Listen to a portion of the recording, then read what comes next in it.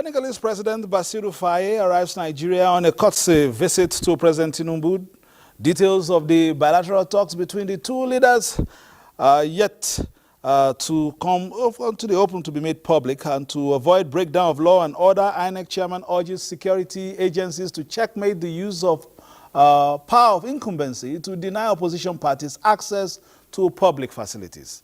As the need to rebuild All Progressive Congress in state comes to the front burner, stakeholders in the PDP are also gunning for a new chairman with the August 24 as deadline. But there are other intrigues surrounding that. We have details of this and more on Political Update today. I'm Fisaya Ogunfui. Welcome.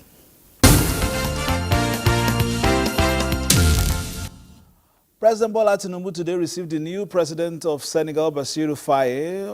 That was yesterday on a courtesy visit, and the Senegalese president arrived at the State House Thursday afternoon on his first official visit to Nigeria since his inauguration.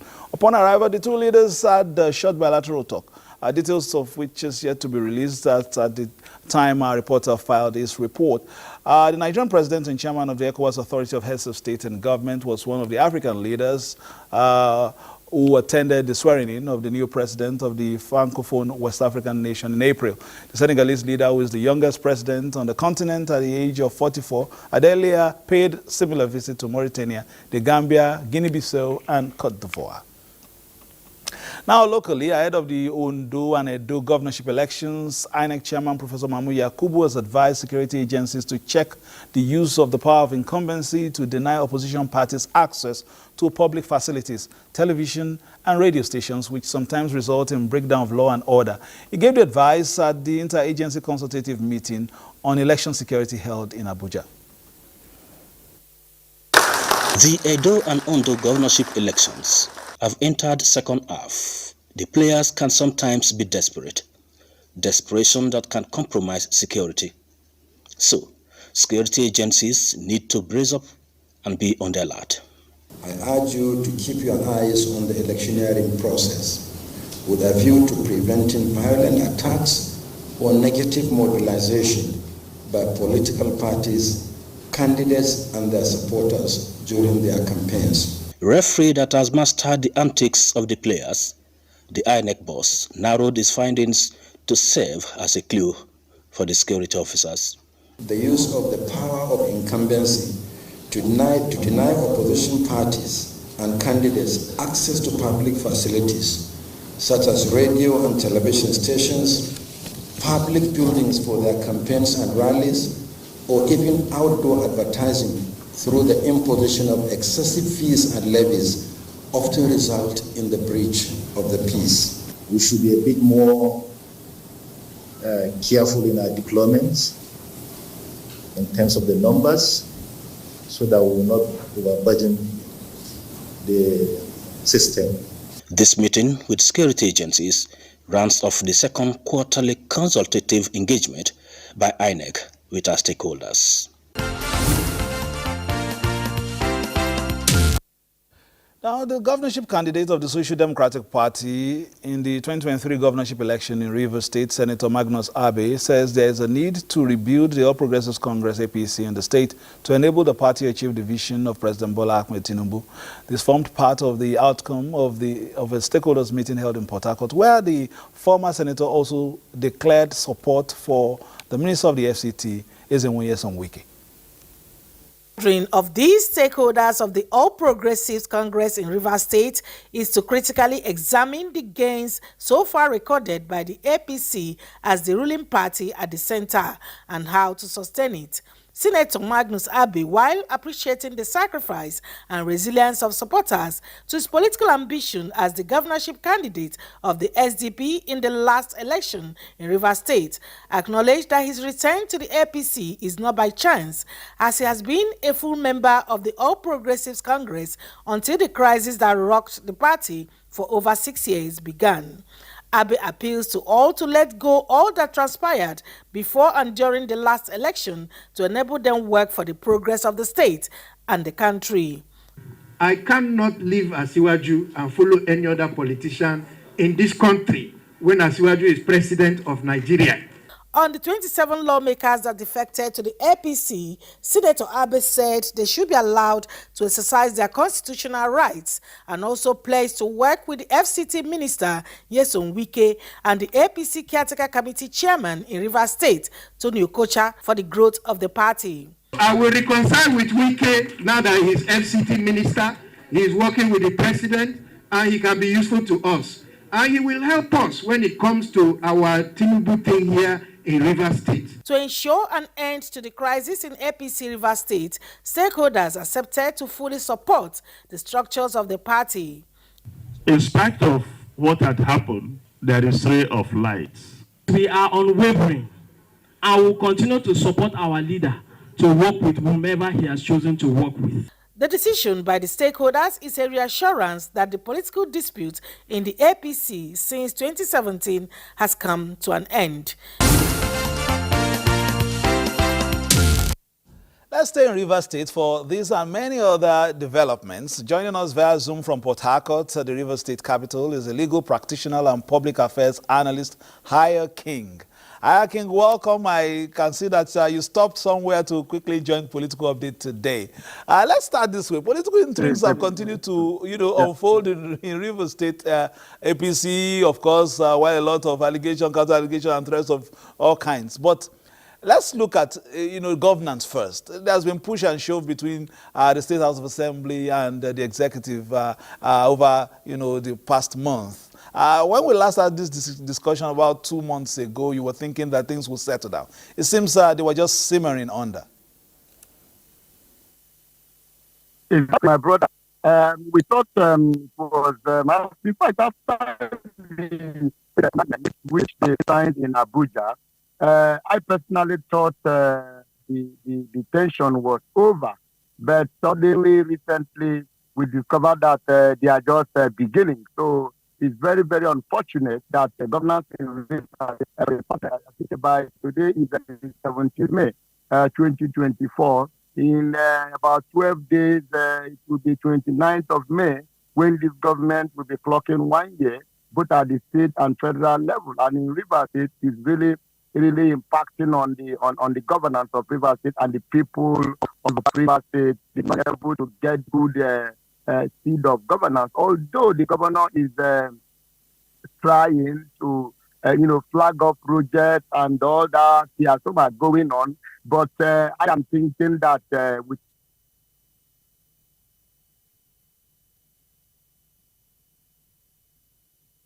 Can you hear us? We might have lost this connection briefly there, but we will return to Higher King very shortly as soon as we get his signals. I understand he's back. Higher King, please continue. Yeah, so it's unfortunate what is happening. The political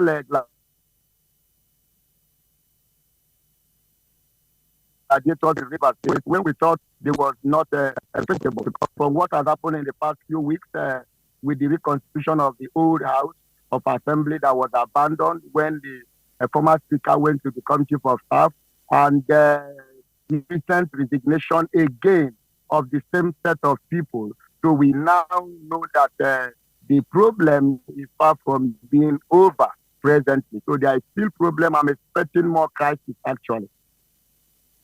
And the scene, some people seem to be stoking the fire, and this could cannot really augur well for the state. It seems as if some political characters in that state are stoking the fire on both sides of the divide. Definitely, there are people who want to become commissioner, people who want to become this, who want to become that, because the exit of one will make way for another. Because if there is a commissioner, existing commissioner, you will not be able to take position. Definitely, there are political usurpers, political jobbers, both on team side and Wike's side. Let him not think that everybody that is with him, they love him. Let Wike not also think that everybody that is shouting Wike loves him. They don't love each other. And what they do is to love you when you are in power, to what they will get from you. That's actually why they are following. Each of them, they are following all of them. We have never had statesmen. We have never really had people who came to work for the people. But from what we have seen so far, his team, being the present governor who came from civil service, who was not a politician from the set, from the on-go. He was just drafted in, and maybe he doesn't know how the politicians are doing it. I am also thinking that is part of their problem. That is part of the problem that they are presently having, because Tim was just drafted in, from nowhere, and he became governor, and he wants to do it the right way. He wants to do it the way things are done. I think that is why he's having problems. Because if you look at other places where people were just brought in from nowhere, from somewhere, maybe political line up, they line up and they were brought in. They are not having crisis. They're not having much crisis. But because maybe he has said no as a civil servant, he has grew through the ranks. So some of these things. I believe that that is why they are having the present disagreement.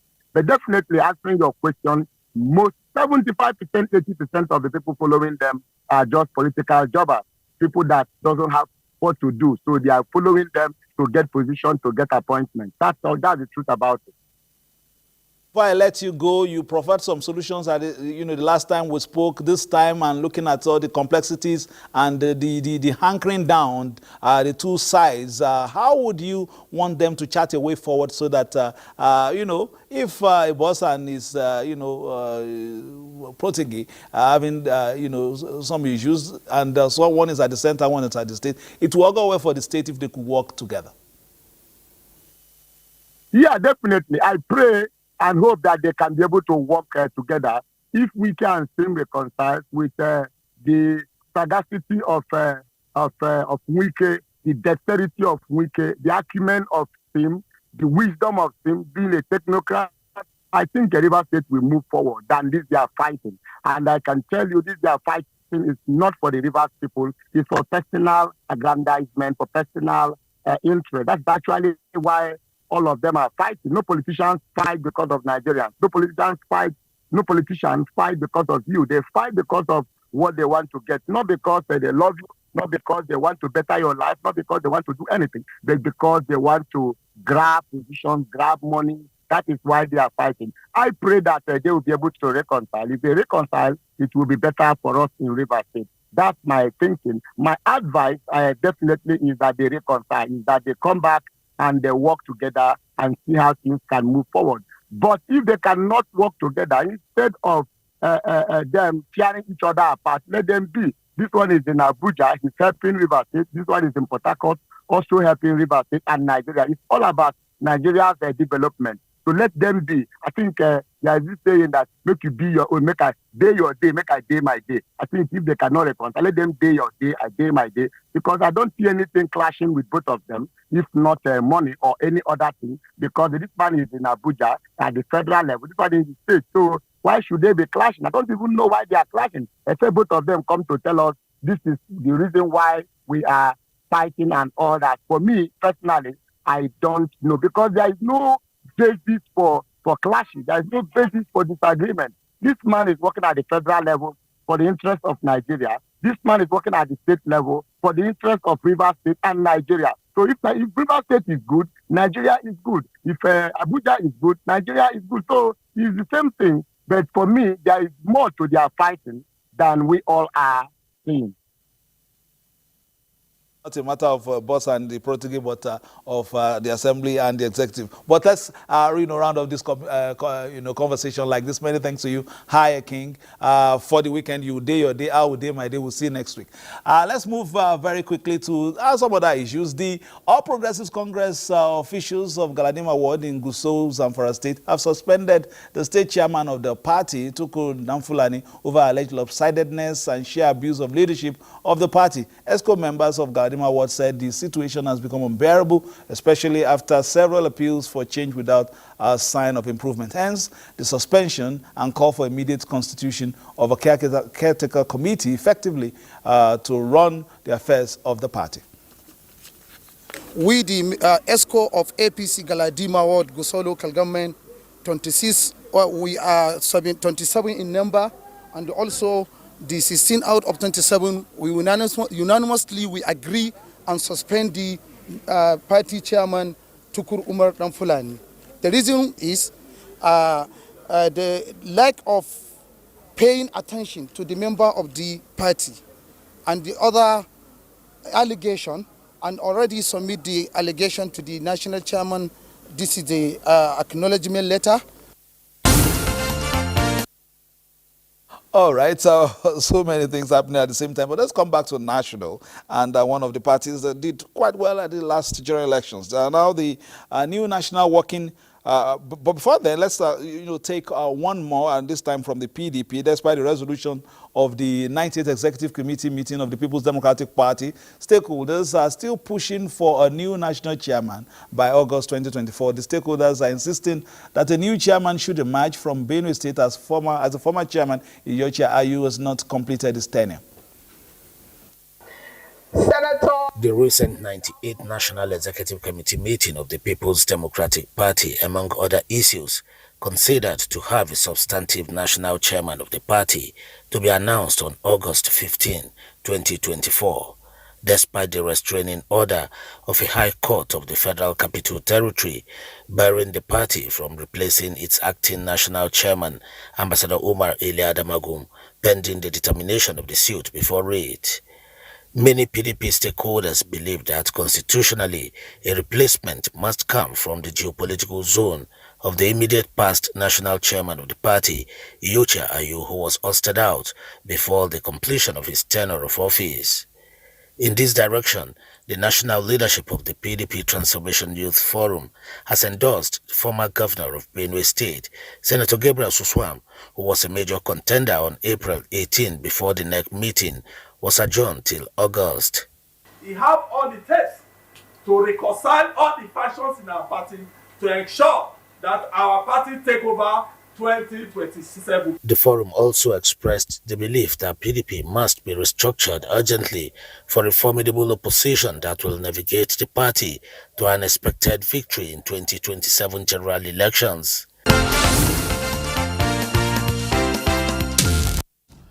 Now, the new National Working Committee of the Labour Party has formally assumed office with a pledge to genuinely seek reconciliation with aggrieved members in the interest of the party. National Chairman of the party, Joel Asabure, is optimistic that all members will come together again in pursuit of a common goal to defend the Nigerian people as a constructive opposition party. Since the National Convention of the Labour Party on the 27th of March at Nnewi, this is the first official meeting of the NWC, and as expected, there are many issues to be tackled. The NWC is convinced that the crises that have brought the party to its knee are not in the interest of anyone, and resolved to constitute a reconciliation committee to bring all members back to the fold. It is also constituting the Electoral Reform Committee for the party to be headed by Dr. Sam Amadi. As part of the reconciliation efforts, all members of the Obedient Movement who are yet to register as members are to take advantage of the online registration platform with a directorate to be set up for the Obedient Movement. I want to appeal to first, my own brother, my friend and my comrade, Joe Ajaero, President of the Nigerian Labour Congress, whom we have worked together in the trenches over the years in the struggle for workers, to put aside whatever may be his grievances and let's work together in the interest of our people. We need not waste time or dissipate our collective energies in fighting ourselves over nothing. We need not fight ourselves. What are we fighting for? Fighting for nothing. The party has also decided to protect the interest of all its members at the State and National Assembly, pledging to sustain its duties as opposition party to achieve good governance in the country. And finally, the Inter-Party Advisory Council, IPAC, has indicated willingness to partner the National Chartered Institute of Forensics and Certified Fraud Investigators of Nigeria in its proposed plan to verify the documents of political aspirants ahead of the 2027 general elections. This was at a meeting between the two bodies at the IPAC headquarters in Abuja. It's a courtesy visit on the leadership of IPAC by the National Chartered Institute of Forensics and Certified Fraud Investigators of Nigeria. The common agenda here is partnership towards preventing electoral fraud and ensuring the credibility of the electoral process. In Nigeria today, we have about 11,079 elected political offices, from the office of a councillor to the position of a president. And today we believe if we can get the process of getting these 11,079 people right, if we can get the best and the ablest into these positions, I can guarantee you 90% of the problems that Nigeria faces will disappear. You have to be prepared for challenges. We have all the enabling laws in Nigeria, but sincerely, politics have been made to be so lucrative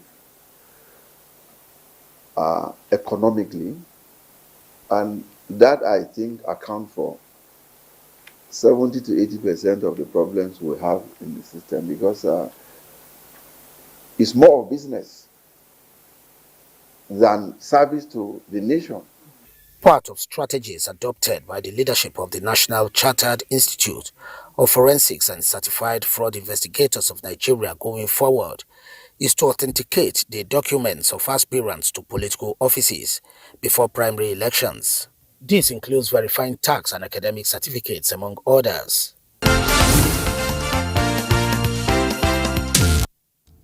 That report concludes political update for this week. Next week, we'll be focusing on our series on the one-year anniversary of the current administration and the challenges ahead and the roads and the milestones conquered already. Between now and then, play your politics for the greater good and keep it locked on Africa's largest and finest, the Nigerian Television Authority, for news, reviews, previews, and interviews. Bye, man.